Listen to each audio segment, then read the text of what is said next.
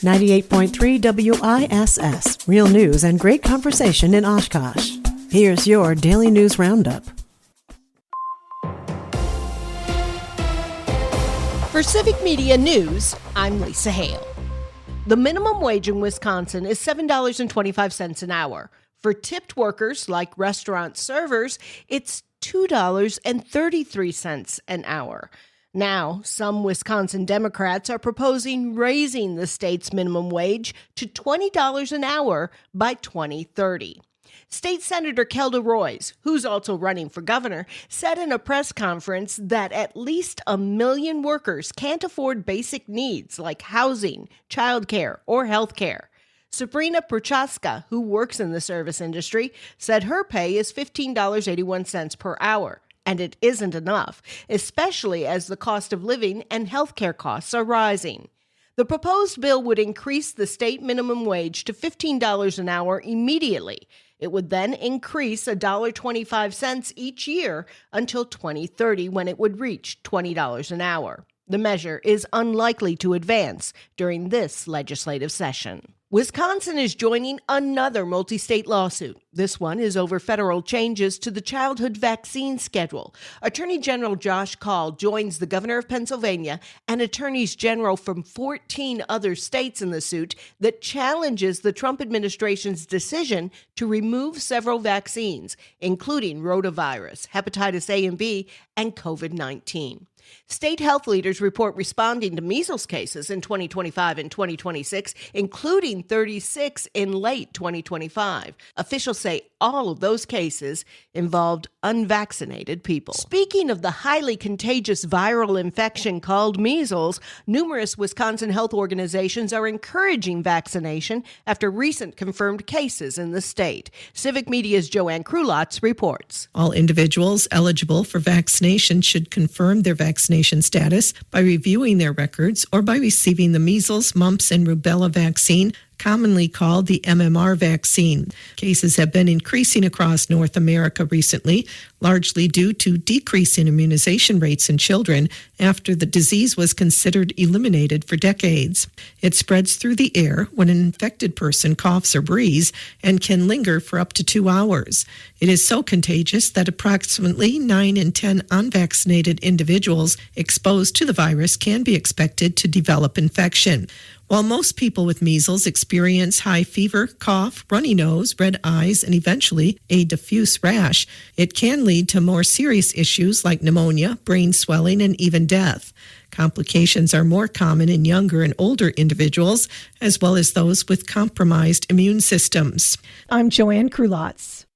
Wisconsin companies are going to court over tariffs tied to President Donald Trump's trade policies. Kohl's, Milwaukee Tool, and several manufacturers want refunds for import taxes they say were collected illegally.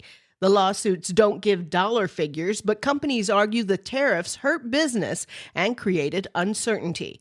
One CEO says most firms just want clear, consistent trade rules.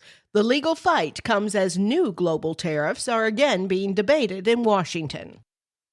Colorado Congressman Jason Crow visited western Wisconsin on Wednesday, seeking to drum up support for the Democratic candidates who are challenging the incumbent Republican Derek Van Orden in the 3rd Congressional District.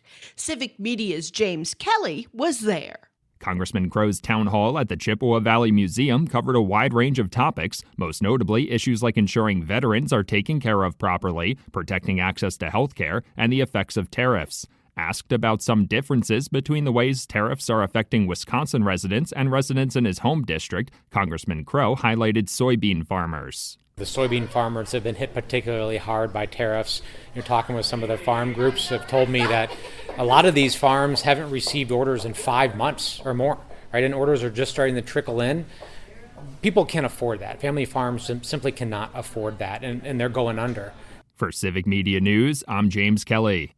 Traveling is set to get a little easier in Wisconsin as bus service is scaled up. The Department of Transportation and operators like Lamers and Greyhound announced updates to the statewide routes, including new connections and more reliable schedules. One of the biggest changes is the addition of a new route between La Crosse and Green Bay. A couple Midwest schools rank first and second among the public universities in the United States in Time Magazine's list of the world's top universities of 2026.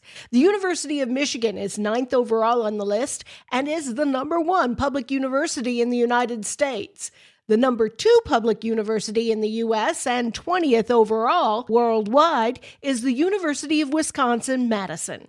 The magazine looked at academic strength, economic impact, innovation, and global engagement as it ranked the top 500 universities across the globe. For Civic Media News, I'm Lisa Hale. For news anytime, visit our website at civicmedia.us. The Badgers head to the tournament. Hi, I'm Mike Clemens with sports men's college basketball. The Wisconsin Badgers awarded the 5th seed in the Big Ten tournament. They'll play at the United Center in Chicago when they face either Washington or USC this Thursday afternoon at 1:30. Greg Gard proud of his team's 97-93 win at number 15th ranked Purdue. We got Purdue's best, and I think Purdue got our best. Obviously, our ability to move the ball offensively, create 19 assists on 29 baskets. When we're playing well together, we're really, really good. NBA, the Bucks get blown out at home by the Magic 130-91. They'll host the Suns tomorrow night. NFL, the Packers signed center Sean Ryan to a 3-year contract and trade for Colts linebacker Zaire Franklin, who led the league in combined tackles in 2024. Honestly, I was tired of being denied.